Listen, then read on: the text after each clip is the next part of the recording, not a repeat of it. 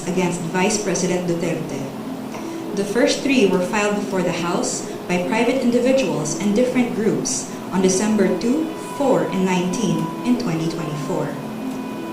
A 4th complaint was lodged by a resolution approved by more than 1/3 of the House members of the 19th Congress on February 5, 2025, which was transmitted as the Articles of Impeachment to the Senate on the same day.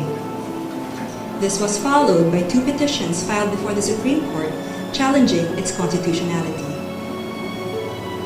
The Supreme Court decision written by Senior Associate Justice Marvic M.V.F. Leonen ruled that all legal issues involving impeachment proceedings are subject to judicial review, considering the nature of the offices and the institutions that are subject to impeachment, its effect on the independence of constitutional departments and organs, and its nature as a constitutional process. The impeachment process is primarily a legal and constitutional procedure, but with political characteristics. It may be sui generis, but it is not a purely political proceeding. This means that the Bill of Rights, especially the Due Process Clause and the right to speedy disposition of cases, applies to the entire impeachment process, it said. Although the court does not determine whether an impeachable officer may be removed or disqualified from political office, it emphasized that it has a duty to construe the process mandated in the Constitution. In declaring that the Articles of Impeachment were barred by the 1-year rule, the decision differentiated the first 3 complaints from the 4th complaint. The first 3, it said, were filed under Article 11, Section 3, Paragraph 2 of the Constitution, which allows any citizen to file a verified complaint with an endorsement by any House member. The 4th one was through Article 11, Section 3, Paragraph 4 of the Constitution, through a verified complaint or resolution filed by at least 1/3 of the House members. The court took note that the House of the 19th Congress did not act on the first 3 endorsed complaints, which were considered terminated or dismissed upon adjournment of the House.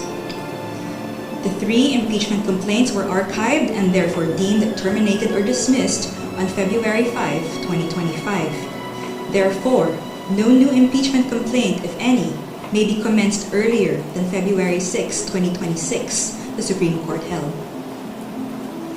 Under Article 11, Section 3, Paragraph 5 of the Constitution, no impeachment proceedings shall be initiated against the same official more than once within a period of 1 year. According to the decision, the 1-year bar is reckoned from the time an impeachment complaint is dismissed or is no longer viable. A key issue in the petitions is whether the House complied with the 10-session day requirement under the Constitution for including a verified impeachment complaint in the order of business of the House. The court ruled that the House was able to comply with the requirement by putting the 3 endorsed impeachment complaints in the order of business of the House of Representatives, since a session day is not equivalent to a calendar day. It is a period that starts from a call to order until the session is adjourned, regardless of the passage of time. However, the court reminded the House that Article 11, Section 3, Paragraph 2 of the Constitution clearly requires that a verified impeachment complaint be immediately put in the order of business within 10 session days from its endorsement. The Constitution does not grant either the Secretary General or the Speaker of the House any discretion to determine when this period commences. Consequently, the House of Representatives is not granted any discretion except to refer these matters to the proper committee within 3 session days. However, the House may opt to consolidate all impeachment complaints properly commenced and endorsed within these periods. The court also determined that due process applies to the impeachment process. It laid down the following due process requirements in impeachment proceedings. First, the Articles of Impeachment or resolution must include evidence when shared with the House members especially those who are considering its endorsement. Second, the evidence should be sufficient to prove the charges in the Articles of Impeachment. Third, the Articles of Impeachment and the supporting evidence should be available to all members of the House of Representatives, not only to those who are being considered to endorse.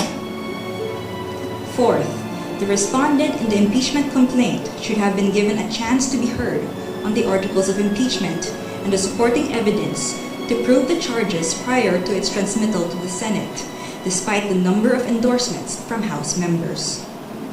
The House of Representatives must be given reasonable time to reach their independent decision of whether they will endorse an impeachment complaint. The court, however, has the power to review whether this period is sufficient, but petitioner, who invokes the court's power to review, should prove that officials failed to perform their duties properly. Sixth, the basis of any charge must be for impeachable acts or omissions committed in relation to their office and during the current term of the impeachable officer. For the President and Vice President, these acts must be sufficiently grave, amounting to the crimes described in Article 11, Section 2, or a betrayal of public trust given by the majority of the electorate. For the other impeachable officers, the act must be sufficiently grave that they undermine and outweigh the respect for their constitutional independence and autonomy. And seventh, to ensure that respondent in the impeachment complaint is heard under the requirements of due process in the procedure under Article 11, Section 3, Paragraph 4, the House of Representatives is required to A.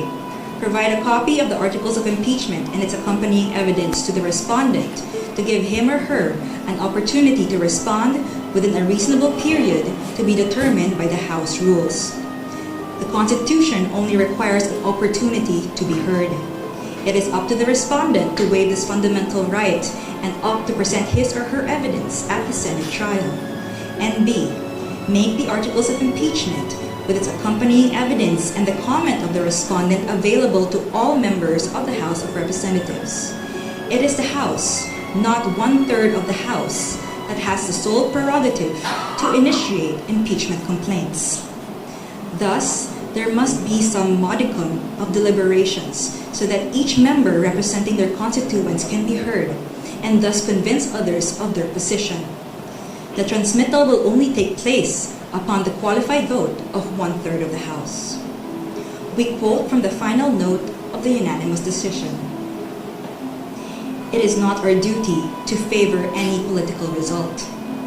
Ours is to ensure that politics are framed within the rule of just law. We cannot concede the sobriety of fairness inherent in due process of law to the passions of a political moment. Our fundamental law is clear. The end does not justify the means. We understand our history. We have learned that in the past, momentary desires to do what is convenient and concede means to ends have inadvertently created precedents that weaken the succor of law for those who dissent, or those at our society's margins, or those who may have fallen out of grace from the powers that be. We have learned that the clash of political interests in the past, often disguised by noble intentions, has obscured the need to address the real problems of corruption, inequality, poverty, and disempowerment faced by our people. We will not allow that to happen again. We will not hesitate to declare what is legal, just, and right for our people. There is a right way to do the right thing at the right time. This is what the rule of just law means. This is what fairness or due process of law means, even for impeachment. End of quote. The Supreme Court's ruling is immediately executory. It shall be deemed served on the petitioners and released upon publication in the Supreme Court website and receipt of the parties of their digital copy in accordance with the guidelines on the transition to electronic filing in the Supreme Court. We urge everyone to read the full text of the decision and the concurring opinions. Thank you very much. Hi, Attorney. Muna na ako. Adrian Ayalin po, ABS-CBN. Hi, Adrian. So, sa madaling sabi, wala pong magaganap na impeachment trial ngayon. Hindi pwedeng mag-hold ng impeachment trial ang Senado. Well, the court said that the House complaint versus the VP is unconstitutional and null and void, and therefore the Senate did not acquire jurisdiction to convene as an impeachment court. Hanggang until February 6, 2026 na hindi pwede. The February 6, 2026, that's the due date. I mean, that's the date until when another complaint can be filed Okay. or initiated. And wala na pong pwedeng magawa ang House of Representatives, as you said, immediately executory. It's immediately executory, but they always have the option to file a motion for reconsideration. Thank you, Attorney. Attorney, Ben Punta po sa Philippine News Hi. Agency. To clarify lang, it was a unanimous decision. There was no division among the justices on how they It ruled. was a unanimous decision, although there were 2 justices who did not vote. Maybe no, the 2 justices who did not vote. Yes, so that's Justice Benjamin Kagiwa, he inhibited, and there's Justice Maria Filomena Singh, who was on leave.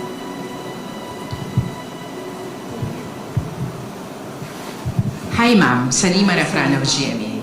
Ma'am, para po mas maintindihan ng publiko, ano po yung naging dahilan ng Korte Suprema kung bakit nga po naging null and void ito nga pong Articles of Impeachment at hindi po dapat matuloy ito nga pong impeachment trial laban kay Vice President Sara Duterte?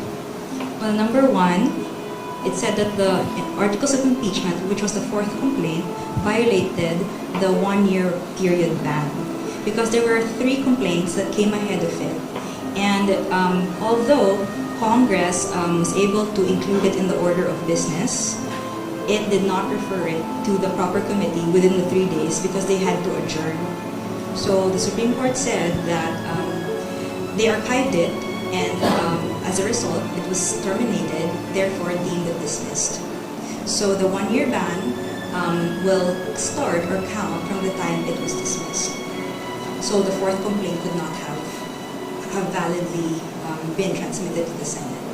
Tapos ma'am, meron din pong sinabi yung Korte tungkol po dun sa hindi nito inaabsuelto. Yes. Tama. Pwede pong pakiulit yun and pakipaliwanag yung parte pong yan. So the court The court said it is not absolving Vice President Duterte from any of the charges against her. So that means, again, hindi siya absolved from any of the charges. But any complaint for impeachment against her can only be filed by Feb 6, 2026 onwards. Kumbaga, pwede pa rin humarap. Pwede pa rin. Hi, Attorney Michael Flores of Reuters. Hi. Attorney, just to clarify, so essentially the decision acts on a procedural flaw on the part of the House of Representatives in initiating the complaint, and it does not really act on the merits or the grounds that were cited in the Articles of Impeachment, because he also said that the decision does not absolve the Vice President of the charges that are lodged against her. Yes, so the decision does not delve into the merits of the impeachment complaints against the VP, but rather it just said that the impeachment complaint that was transmitted to the Senate was void for being contrary to the 1-year ban, and that it violated the due process rights of the VP.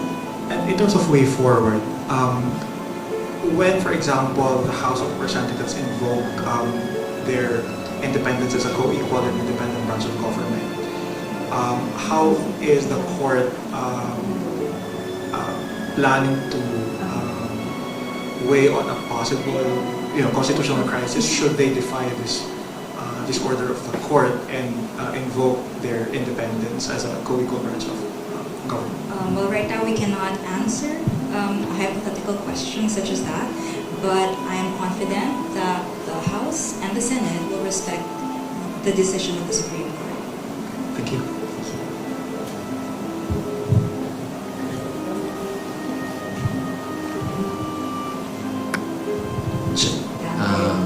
your indulgence po sa tanong ko. Pag ganun ba, ma'am, there was a grave abuse of discretion on the part of the Congress, which is a co-equal branch of the Supreme Court of Judicial Branch.